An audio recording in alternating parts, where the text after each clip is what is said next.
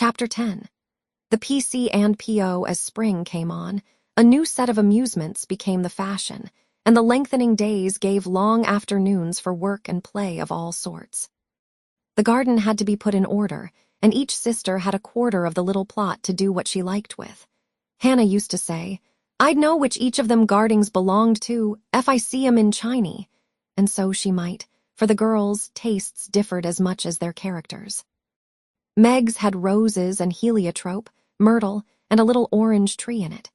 Jo's bed was never alike 2 seasons, for she was always trying experiments. This year it was to be a plantation of sunflowers, the seeds of which cheerful and aspiring plant were to feed Aunt Cockletop and her family of chicks. Bate had old-fashioned fragrant flowers in her garden, sweet peas and mignonette, larkspur, pinks, pansies, and southernwood, with chickweed for the birds and catnip for the pusses.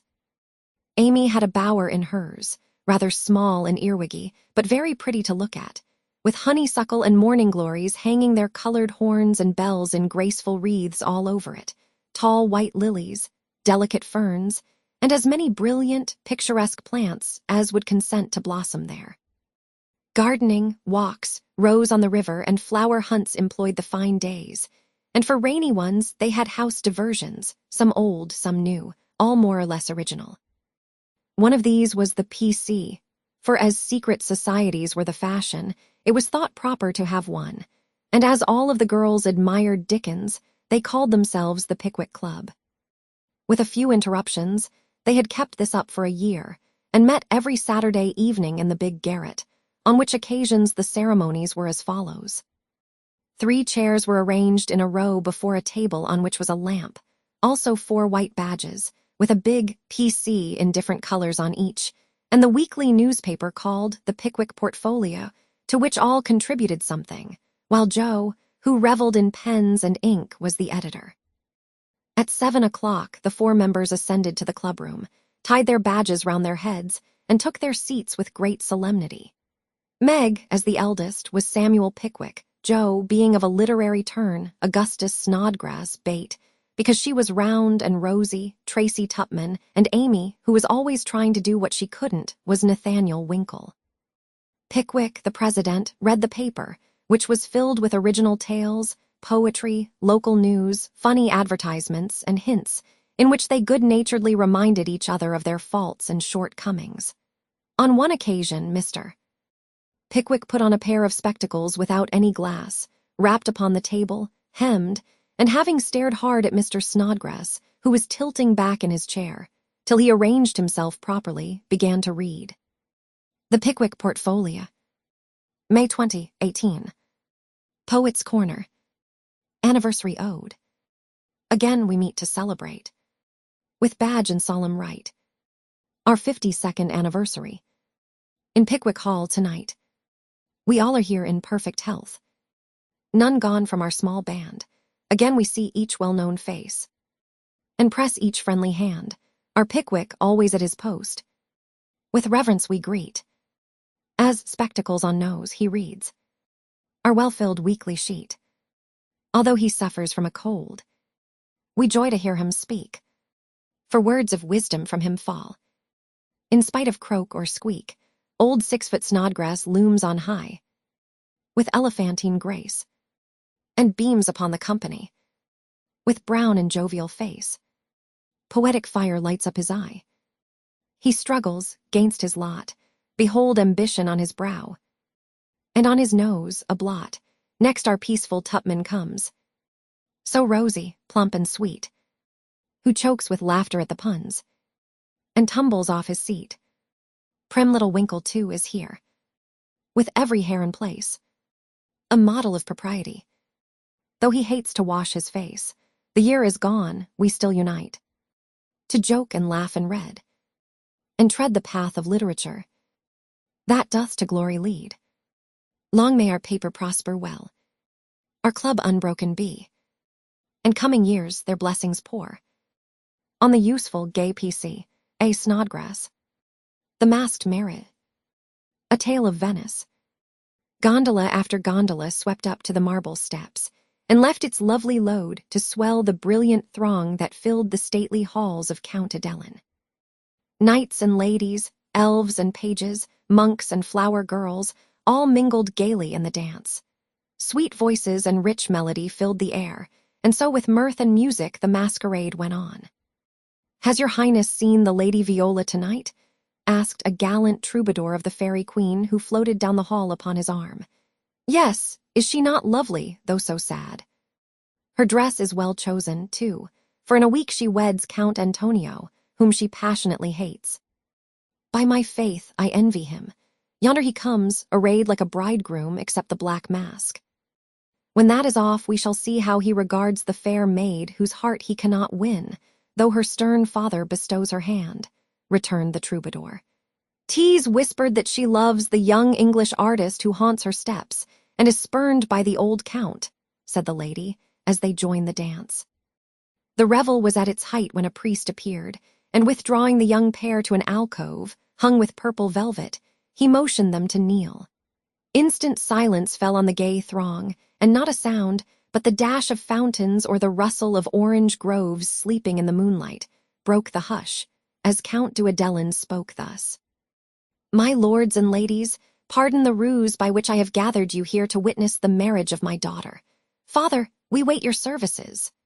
All eyes turned toward the bridal party, and a murmur of amazement went through the throng, for neither bride nor groom removed their masks. Curiosity and wonder possessed all hearts, but respect restrained all tongues till the holy rite was over. Then the eager spectators gathered round the count, demanding an explanation. "Gladly would I give it if I could, but I only know that it was the whim of my timid Viola, and I yielded to it. Now, my children, let the play end. Unmask and receive my blessing." But neither bent the knee, for the young bridegroom replied in a tone that startled all listeners as the mask fell, disclosing the noble face of Ferdinand Devereux, the artist-lover, and leaning on the breast where now flashed the star of an English earl was the lovely Viola, radiant with joy and beauty.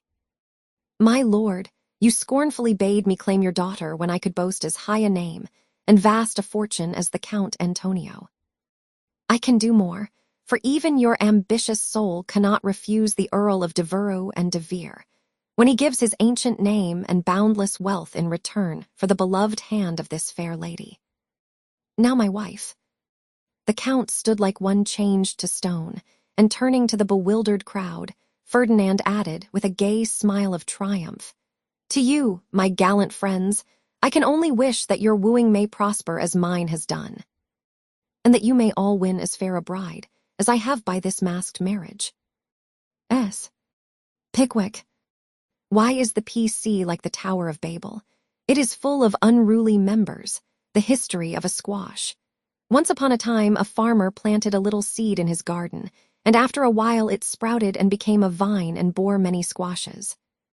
One day in October, when they were ripe, he picked one and took it to market. A grocerman bought and put it in his shop. That same morning, a little girl in a brown hat and blue dress, with a round face and snub nose, went and bought it for her mother. She lugged it home, cut it up and boiled it in the big pot, mashed some of it with salt and butter for dinner. And to the rest she added a pint of milk, 2 eggs, 4 spoons of sugar, nutmeg, and some crackers, put it in a deep dish, and baked it till it was brown and nice, and next day it was eaten by a family named March. T. Tupman. Mr. Pickwick. Sir, I address you upon the subject of sin. The sinner, I mean, is a man named Winkle who makes trouble in his club by laughing, and sometimes won't write his piece in this fine paper. I hope you will pardon his badness, and let him send a French fable, because he can't write out of his head, as he has so many lessons to do, and no brains in future. I will try to take time by the fetlock, and prepare some work which will be all comme il faut. That means all right, I am in haste, as it is nearly school time. Yours respectably, N. Winkle. The above is a manly and handsome acknowledgment of past misdemeanors. If our young friend studied punctuation, it would be well. A sad accident. On Friday last, we were startled by a violent shock in our basement, followed by cries of distress. On rushing in a body to the cellar, we discovered our beloved president prostrate upon the floor, having tripped and fallen while getting wood for domestic purposes. A perfect scene of ruin met our eyes, for in his fall Mr. Pickwick had plunged his head and shoulders into a tub of water, upset a keg of soft soap upon his manly form, and torn his garments badly. On being removed from this perilous situation, it was discovered that he had suffered no injury but several bruises, and we are happy to add, is now doing well. Eid, the public bereavement. It is our painful duty to record the sudden and mysterious disappearance of our cherished friend, Mrs. Snowball Pat Paw. This lovely and beloved cat was the pet of a large circle of warm and admiring friends. For her beauty attracted all eyes, her graces and virtues endeared her to all hearts, and her loss is deeply felt by the whole community. When last seen, she was sitting at the gate, watching the butcher's cart, and it is feared that some villain, tempted by her charms, basely stole her. Weeks have passed, but no trace of her has been discovered, and we relinquish all hope, tie a black ribbon to her basket, set aside her dish, and weep for her as one lost to us forever. A sympathizing friend sends the following gem. A lament. For S.B. Pat Paw. We mourn the loss of our little pet, and sigh o'er her hapless fate. For nevermore by the fire she'll sit, nor play by the old green gate. The little grave where her infant sleeps is 'neath the chestnut tree, but o'er her grave we may not weep. We know not where it may be, her empty bed, her idle ball. We'll never see her more.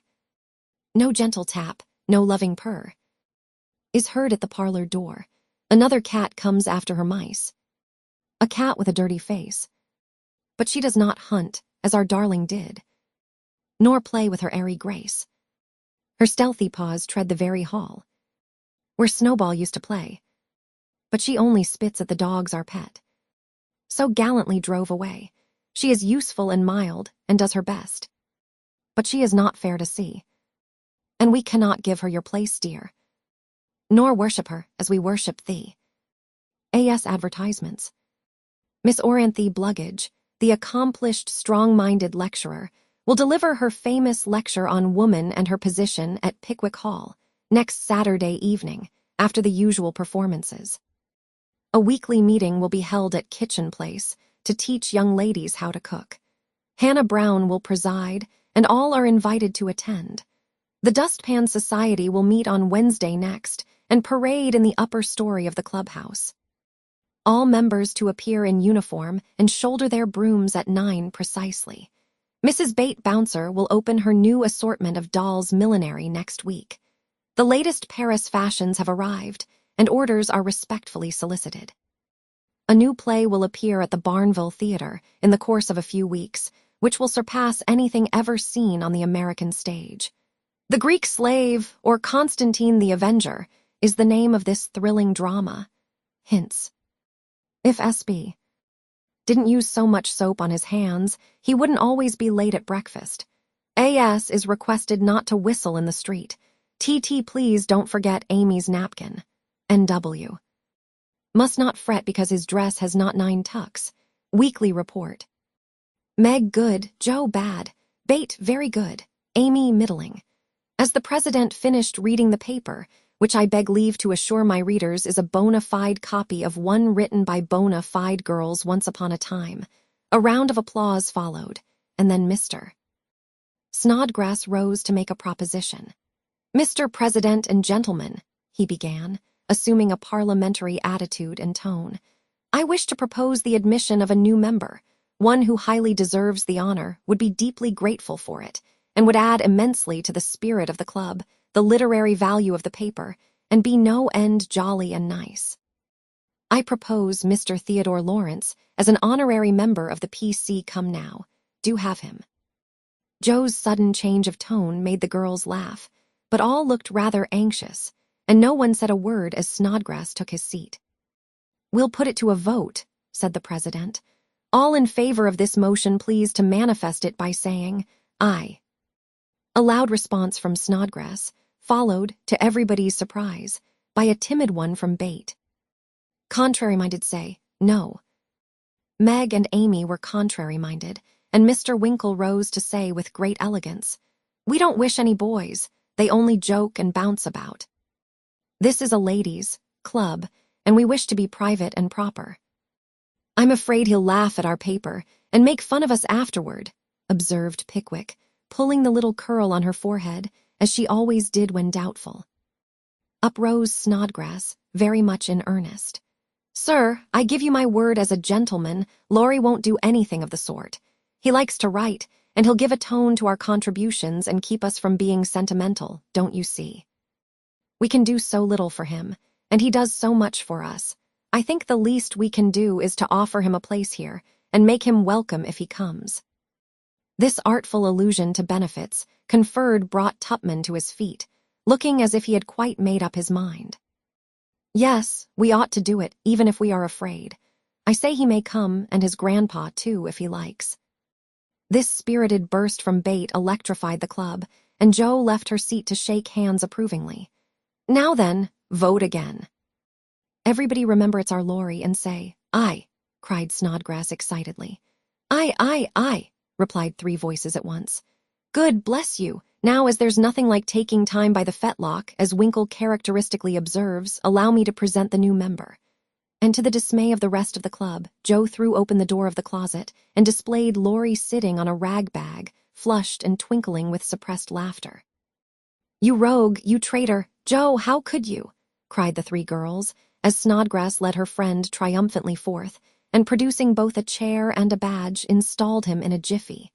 "The coolness of you 2 rascals is amazing," began Mr. Pickwick, trying to get up an awful frown and only succeeding in producing an amiable smile. But the new member was equal to the occasion, and rising, with a grateful salutation to the chair, said in the most engaging manner, "Mr. President and ladies, I beg pardon, gentlemen, allow me to introduce myself as Sam Weller, the very humble servant of the club." "Good, good," cried Jo, pounding with the handle of the old warming pan on which she leaned. "My faithful friend and noble patron," continued Laurie with a wave of the hand, "who has so flatteringly presented me, is not to be blamed for the base stratagem of tonight. I planned it, and she only gave in after lots of teasing." "Come now, don't lay it all on yourself. You know I proposed the cupboard," broke in Snodgrass, who was enjoying the joke amazingly. "Never mind what she says." "I'm the wretch that did it, sir," said the new member, with a Welleresque nod to Mr. Pickwick. "But on my honor, I never will do so again, and henceforth devote myself to the interest of this immortal club." "Here, here," cried Jo, clashing the lid of the warming pan like a cymbal. Go on," added Winkle and Tupman, while the president bowed benignly. "I merely wish to say that as a slight token of my gratitude for the honor done me, and as a means of promoting friendly relations between adjoining nations, I have set up a post office in the hedge in the lower corner of the garden, a fine, spacious building with padlocks on the doors and every convenience for the males, also the females, if I may be allowed the expression. It's the old Martin house, but I've stopped up the door and made the roof open, so it will hold all sorts of things and save our valuable time. Letters, manuscripts, books, and bundles can be passed in there, and as each nation has a key, it will be uncommonly nice, I fancy. Allow me to present the club key, and with many thanks for your favor, take my seat." Great applause as Mr. Weller deposited a little key on the table and subsided. The warming pan clashed and waved wildly, and it was some time before order could be restored. A long discussion followed, and everyone came out surprising, for everyone did her best. So it was an unusually lively meeting, and did not adjourn till a late hour, when it broke up with 3 shrill cheers for the new member. No one ever regretted the admittance of Sam Weller, for a more devoted, well-behaved, and jovial member no club could have. He certainly did add spirit to the meetings, and a tone to the paper, for his orations convulsed his hearers and his contributions were excellent, being patriotic, classical, comical, or dramatic, but never sentimental. Jo regarded them as worthy of Bacon, Milton, or Shakespeare, and remodeled her own works with good effect, she thought. The P.O. was a capital little institution, and flourished wonderfully, for nearly as many queer things passed through it as through the real post office. Tragedies and cravats, poetry and pickles, garden seeds and long letters, music and gingerbread, rubbers, invitations, scoldings, and puppies. The old gentleman liked the fun and amused himself by sending odd bundles, mysterious messages, and funny telegrams, and his gardener, who was smitten with Hannah's charms, actually sent a love letter to Joe's care. How they laughed when the secret came out, never dreaming how many love letters that little post office would hold in the years to come.